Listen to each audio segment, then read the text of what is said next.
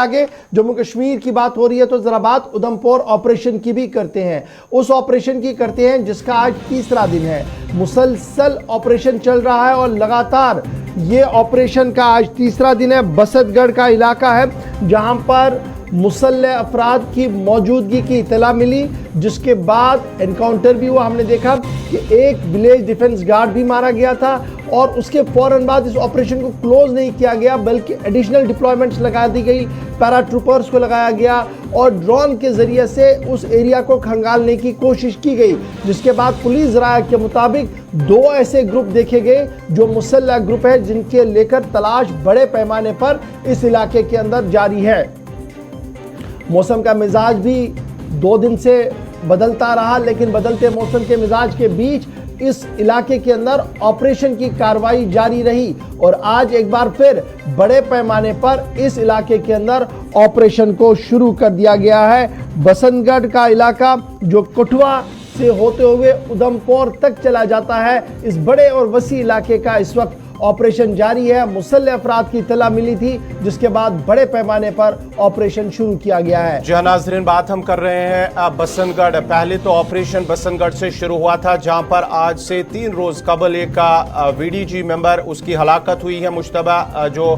मुसल्लह अफराद है उनकी जानिब से उनको गोली चलाई, जिसके बाद ही उनकी मौत हुई। तो इलाके के अंदर फिर फौज, पुलिस और सीआरपीएफ को तलब करके वहां पर बड़े जो वसी इलाका है उसे महास्त्र में लेकर तलाशी ऑपरेशन शुरू किया गया। उसके बाद ही ऑपरेशन डूडू इलाका है बसंतगढ़ के नजदीकी इलाका, वहां पर यह ऑपरेशन बड़े पैमाने पर शुरू हुआ। तो इसके साथ साथ ही जब यह ऑपरेशन 3 दिन चलता रहा तो कल दिन भर कठुआ का एक दूर दराज इलाका है, दूर इफ्तादा इलाका है, डगर इलाका बनी इलाके में पड़ता है ये डगर का इलाका, वहां पर सर्च ऑपरेशन शुरू किया गया है। वहां पर जो कमांडोज है उनकी खदमात ली गई, उसके साथ साथ ही यूएवी उनकी खदमात भी ली गई, हेलीकॉप्टर की खदमात भी ली गई हैं और लगातार दिन भर ऑपरेशन चलता रहा। क्योंकि पुलिस ज़राए का मानना है कि 5 से 7 मुश्तबह अफराद उनको देखा गया है और एडीजीपी जम्मू की जानिब से कल डूडू इलाके का उन्होंने खुद दौरा किया और अफसरान के साथ एक मीटिंग की। जो मौजूदा सूरत हाल है इस ऑपरेशन के हवाले से उन्हें इस ऑपरेशन से भी आगाह किया गया है। डूडू, बसंतगढ़ और साथ ही साथ बनी जो जिला कठुआ का दूर इफ्तादा इलाका डगर है, वहां पर भी सर्च ऑपरेशन कल दिन भर जारी रहा और अभी भी वहां पर यह ऑपरेशन चल रहा। लेकिन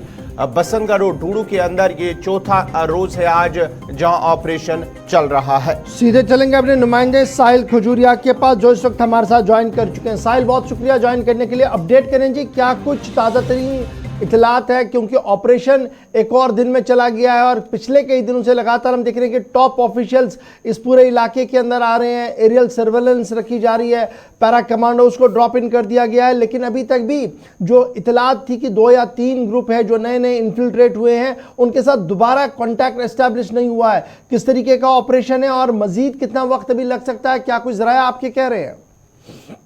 जी, मैं बता दूं कि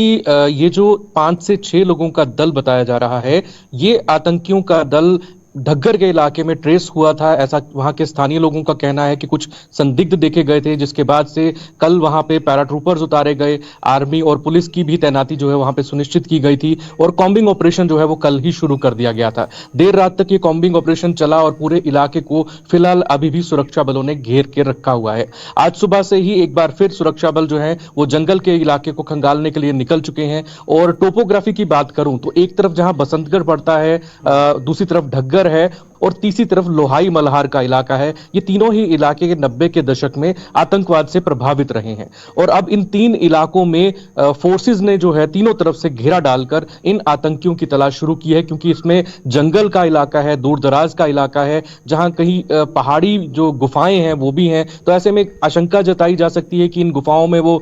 शरण ले सकते हैं, ड्रोन से बचने के लिए कहीं घने जंगलों का जो सहारा है वो ले सकते हैं। ऐसे में अब फोर्सेस जो है वो आगे आगे मूव कर रही हैं और कॉम्बिंग करते हुए इन आतंकियों तक पहुंचने, इन तक कांटेक्ट एस्टेब्लिश करने और इन्हें फिर ढेर करने का जो प्रयास है वो आज किया जाएगा। जिस तरह से हम बात करें पिछले 2 दिन से कठुआ की ओर से फोर्सेस ने मूव करना शुरू किया है, तो साफ है कि अब ये फोर्सेस किसी भी तरह से इन लोगों को पूरी तरह से एलिमिनेट करने के लिए तैयारी में है और कोशिश यही है कि ये किसी भी तरह से घाटी की तरफ मूव ना कर पाए। अच्छा, ये देखा जा रहा है कि ये खबरें तब हम दे रहे हैं जब लोकसभा का चुनाव हो रहा है। कश्मीर घाटी के अंदर लोकसभा की 3 सीटों पर चुनाव होने जा रहा है, और फिर ये भी देखा गया कि बड़े दिनों बाद इस तरीके की इन्फिल्ट्रेशन की खबर जम्मू प्रोविंस में आई है। लेकिन जब इस पूरे एरिया को हम देखें, क्या ये सिर्फ फॉरेस्ट एरिया है या रेजिडेंशियल एरिया भी है, और अगर रेजिडेंशियल एरिया है तो जो लोग अंदर रह रहे हैं उनके लिए क्या एडवाइजरियां जारी कर दी गई हैं? जी मैं बताऊं, जिस तरीके से पुलिस के आला अधिकारियों ने दावा किया था कि एक फ्रेशली इन्फिल्ट्रेटेड जो ग्रुप ऑफ मिलिटेंट्स है, जो हाल फिलहाल में कठुआ के किसी इलाके से इन्फिल्ट्रेट करके पहाड़ी इलाके बसंतगढ़ और डुडू के इलाके में पहुंचे थे और इन्हें आगे घाटी की तरफ जाना था। संभावित यही था कि ये कहीं लोकसभा चुनाव में कहीं खलल डालने का प्रयास जो है वो करना चाहते थे, लेकिन इससे पहले ये जो है वो ट्रेस हो चुके हैं और कहीं अब इन्हें आगे बढ़ने से रोकने के लिए फोर्सेस जो है वो लगातार जुटी हुई हैं। जिस तरह से आपने बात की रिहायशी इलाकों की, तो पहले ही बसंतगढ़ का इलाका जो है वो रिहायशी है, और बसंतगढ़, लोहाई मल्हार और तीसरा जो डग्गर का इलाका है, इसमें पहाड़ी इलाकों पर इन दिनों में लोग जो है ढोक में जाते हैं, वहां अपने मवेशियों के साथ रहते हैं और गर्मियों के दिन वहीं पर बिताते हैं। तो साफ तौर पर उन लोगों को भी एडवाइजरी दी गई है कि इस तरह के किसी भी तरह की संदिग्ध गतिविधि दिखने पर, संदिग्ध लोग दिखने पर तुरंत जो है वो सूचना नजदीकी पुलिस थाने या फिर नजदीकी जो चेक पोस्ट हैं उनको दी जाए, ताकि इन तक कॉन्टेक्ट एस्टेब्लिश कर इन्हें ढेर किया जा सके। बात की जाए अगर हाल फिलहाल की आतंकी गतिविधियों की, तो जिस तरह से इन्होंने इन्फिल्ट्रेट किया, इससे पहले जिस तरह से एनआईए जांच कर रही थी तो ड्रोन ड्रॉपिंग कठुआ जिले से होती रही, लेकिन 2-3 साल से कहीं ना कहीं कठुआ जिले से ध्यान भटकाने का प्रयास जो है वो पाकिस्तान ने किया। इस पूरे इलाके को शांत रखा गया। सांबा और पठानकोट के इलाके में हम देखते रहे हैं कि लगातार ड्रोन ड्रॉपिंग भी होती रही है और इन्फिल्ट्रेशन के प्रयास भी होते रहे हैं। कहीं ना कहीं कठुआ जिले को शांत रखकर अब एक बड़ा प्रयास था कि यहां से आतंकियों के दल जो है वो चुपचाप निकाले जाएं और कहीं घाटी की ओर जो है उन्हें पुराने रूट से, क्योंकि 90 के दशक में आतंकी इन्हीं रूट का इस्तेमाल करते थे,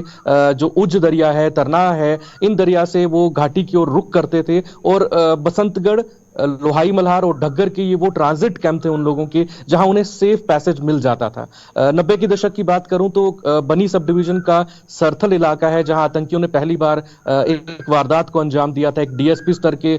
जो अधिकारी थे वो वहां घायल हुए और इसके बाद से लगातार आतंकियों के हौसले वहां बुलंद होते रहे थे और अगले 5 से 6 साल में उन लोगों ने कहीं आगजनी की, कई बार अपने हिजबुल के जो नेटवर्क था उसको जिंदा करने की कोशिश की और इस बीच में ओजीडब्ल्यूस और स्लीपर सेल भी वहां पर काफी एक्टिव हो चुके थे। लेकिन सेना की तैनाती के बाद कहीं ना कहीं इस पूरे इलाके से आतंकवाद जो है वो धीरे धीरे खत्म होता गया और आतंकियों के जो मंसूबे थे वो कामयाब नहीं हो पा रहे थे। पिछले कुछ समय से जिस तरह से सुरक्षा बल इस इलाके से हटाए गए हैं, तो लगातार हम देख रहे हैं कि बसंतगढ़ का इलाका हो, उधमपुर के कुछ इलाके हो, यहां तक कि लोहाई मल्हार के इलाके में भी जो है उधमपुर में जो धमाके हुए थे उसका असला जो है वो यहां से बरामद हुआ था। तो कुल मिलाकर बात की जाए तो इन दूर दराज के इलाकों में अब फिर से आतंक को जिंदा करने का प्रयास जो है किया जा रहा है। फिलहाल ऑपरेशन जो है वो चल रहा है और आज भी टॉप ऑफिशियल जो है वो इस ऑपरेशन की निगरानी कर रहे हैं।